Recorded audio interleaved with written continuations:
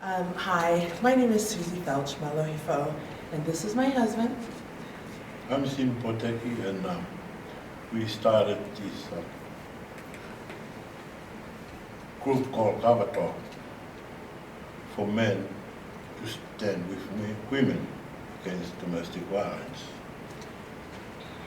So the first time we went to a conference in San Francisco, I had this idea to come back here and help women that has been hurt due to domestic violence. So that's where it started. And it fit proper with the title for today, You Build It, They'll Come. When we started it, we started with 7 men. It gets up for a little while and start to drop. But what we do, we keep working on it, keep staying with it, and it start to grow. A few years later, it start to grow. Basically for Polynesian men to help out women. Talk about domestic violence and bring it out to the open. Maybe sometimes down the line we can eliminate it. And help out with women that has been hurt. And that's the basic idea of starting it. For a year or two in there, women start calling. And I don't know how to respond to them. So I let Susi and Sincera know. I wanted them to create another group for women so they can come in there and tell their story without men in it. So that's where we started.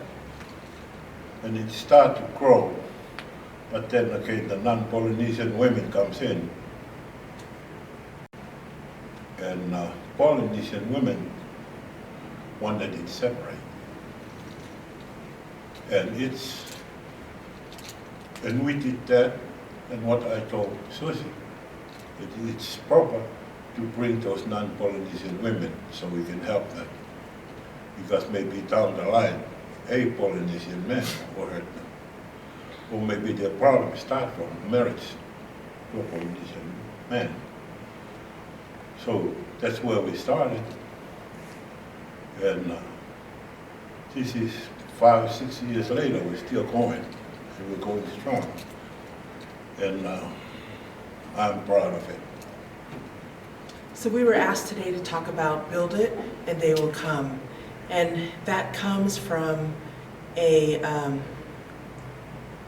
video, or from a movie, and I'm gonna just play it for you. How many of you have ever had this feeling or heard something like this? Sorry, I'm not very technical. But if you saw this movie,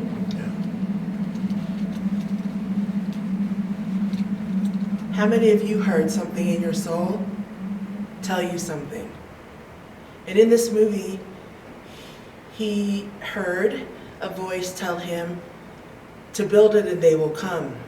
But I'm going to tell you, from my experience in building many businesses and building other nonprofit and community-based organizations, that it really doesn't happen like that. I wish that it was that easy. I thought that Simi and I would kind of talk about our history, how we started PICTAR, along with Sincera Teo, who was my intern at the time, and some things that we learned.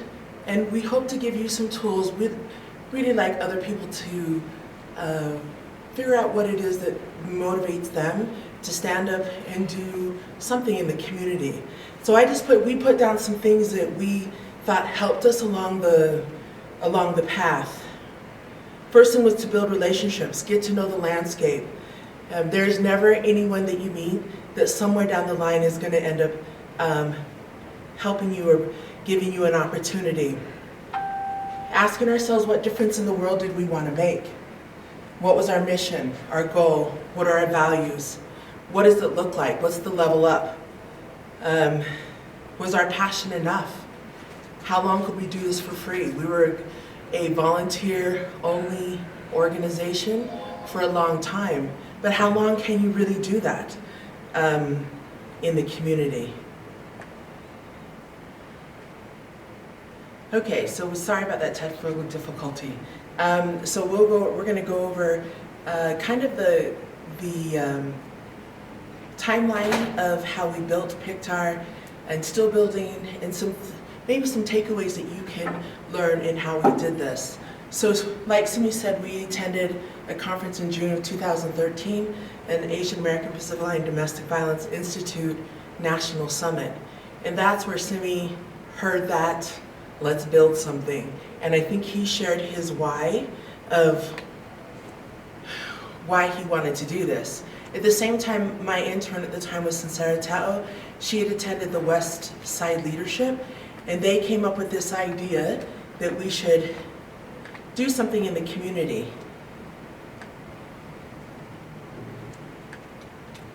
This is the first time we went out and tabled in Utah Pacific Island Health Fair. It was me and Alice. That's the very first time that we go out, and me, I'm kind of shy to go talk to people, but this time I was desperate. So I go out there with her and start spreading the message and let the people know who we are, what we are doing. And that's where the beginning of. So in 2014, we tabled for the first time at the Utah Pacific Island Health Fair. Again, one of the first things I said was to build relationships. In my past work in the community, I had just moved, when I married Simi, I had just moved from East Palo Alto, where I was feeding homeless and working in food access. And there, one of my funders was the Peary Family Foundation. And when I had left California, I was on my way to Florida for a job. And Simi, I stopped here in Salt Lake, and Simi asked me to marry him. And so I didn't take that position. But one of the Peary boys called me and said, "What are you doing in Utah?" And I explained to him that I'd gotten married and that I was starting this nonprofit and that I was trying to save money and trying to fill out the 501c3 paperwork. And he said, "Susie, you go do what you do best. Let us send you a check." It was like, wow, I guess we're gonna make this work. So they sent us our first check that forwarded us to get a lawyer to get our 501c3, and we got started. And that was in 2015, so we're 5 years old this year. And we started a 501c3 nonprofit.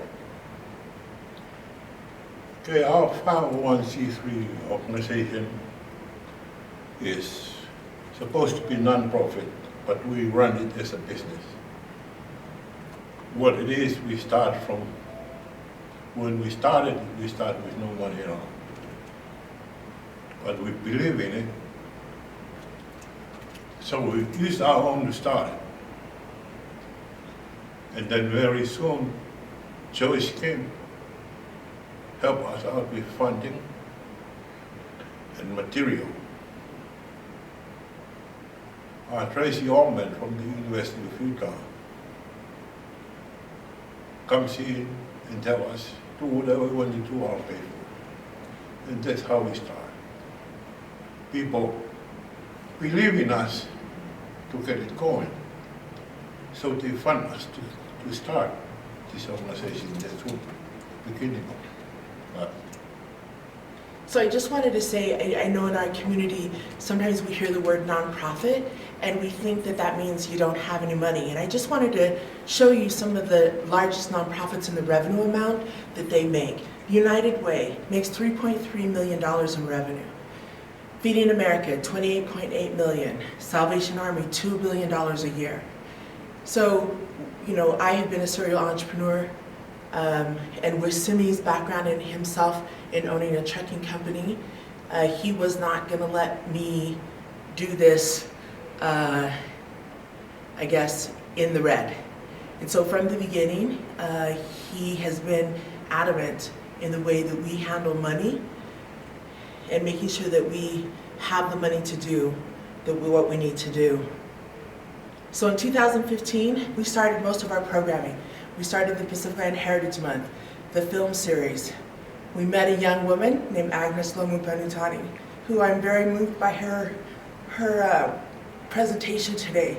She came to me and said, I work for Workforce Services. There are a lot of services that Pacific Island businesses don't take advantage of, and we started together Pacific Island Business Alliance, which now has the Salt Lake Chamber, Utah County Chamber. We'll be opening Mesa, Arizona, and San Diego, California. That year, Simi was given the AARP Volunteer of the Year Award for being a senior citizen. No, but his work for Kavatox.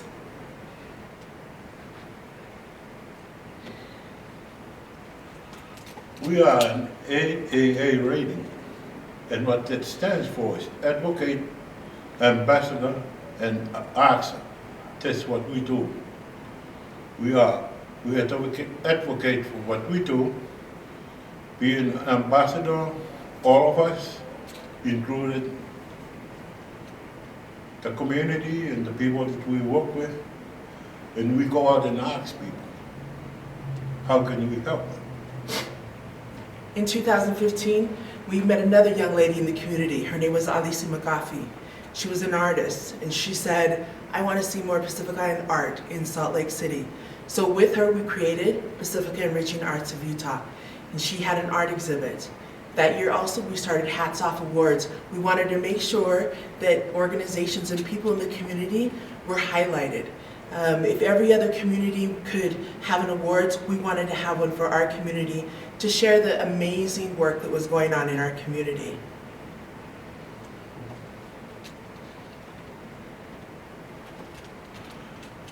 This community-based organization that we started is for the community it serves.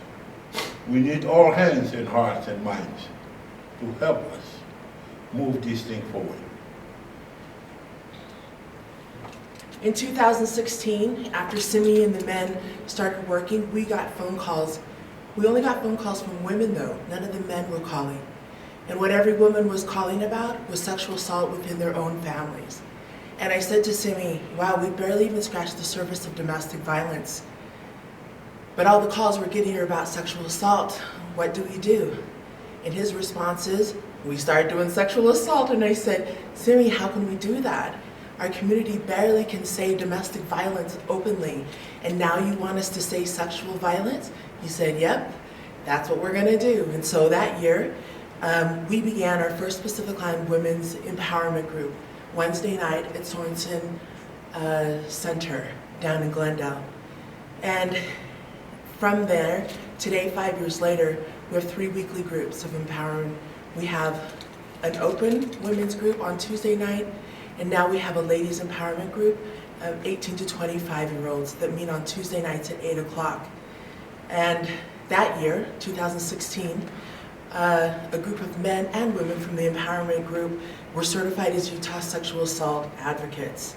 That year, we received the award from Utah Coalition Against Sexual Assault for their Sexual Assault Awareness Month Award.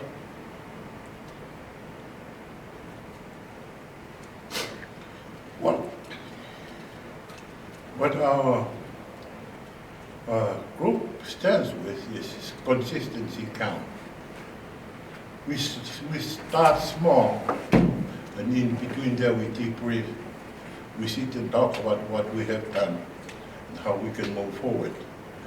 We refine, we build, and we do not take our eyes off of our mission. In 2017, we started a co-ed talk story space down in St. George. We had our first true museum art exhibit at Chase Museum. We received the Rape Recovery Hope and Healing Award that year. Kavatox was also recognized for the service by the LDS Church. Simi was given the Utah Pacific Public Health Association Community Health Worker Award for that year as well. 2018, we had some memorable things that happened there. Kalani Satake, Coach Satake was our keynote speaker. The Kavatox talk was very, very heartfelt in his story of child abuse. We also won a couple of awards that year. We got the Peace on Earth Award from the Salt Lake County Domestic Violence Coalition as well. In 2019, Susi got the award from the FBI for the state of Utah. And we went down to Washington, D.C. and received that award. With the help from Sean Moran, he pays for us to go and receive that award in D.C. So there are a lot of lessons that are learned and practiced here. And these are several of them that I want to just highlight.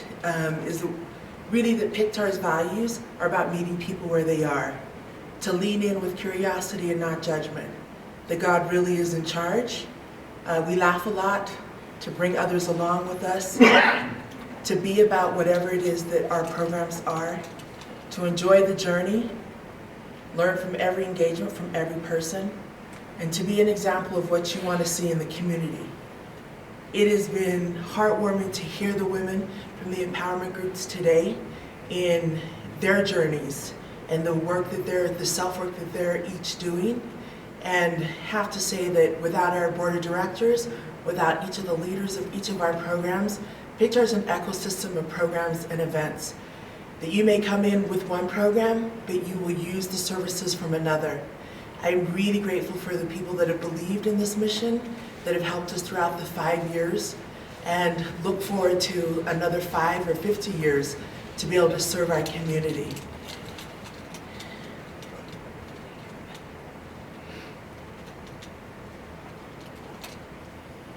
Thank you, everybody, for listening to us. And of course, today is for the Women Empowerment Group. And before my time is up, let me say a few words about women. What I understand is that when the good Lord created men, he soon realized that man cannot stand alone, live alone by himself. So he decided to make women out of his ribs. And for that being said, you always remember that where they were made, they were for your equal, right by their heart, and that's where they belong. Because if God intended women to be beat up, he would make them from your fist. Or be lower than men, he would have made women down by their feet. But no, he did not. He created them close to his heart to be equal men. So we should keep women in our heart. Yes, without them, there ain't no life for all of us. So we should keep them in our heart, protect them. Whatever it may be, you remember that's the lifeline of the world, are from women. Thank you very much for listening. God bless.